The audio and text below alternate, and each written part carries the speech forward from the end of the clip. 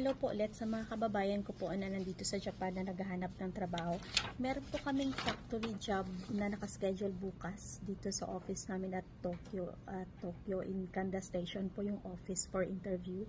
Ang location po ng job na ito is sa Sorachi District in Hokkaido po. Pero ang interview po dito sa Tokyo office po.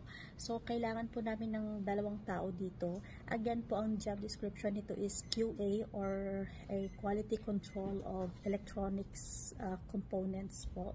So, factory po ito, 2 lang po ang kailangan. So, sa mga gusto po mag-apply, bukas po ito nakaschedule. Kailangan po nandito po kayo ng 12 o'clock. Nagbibigay po kami ng libreng ticket, para po libre ang interview.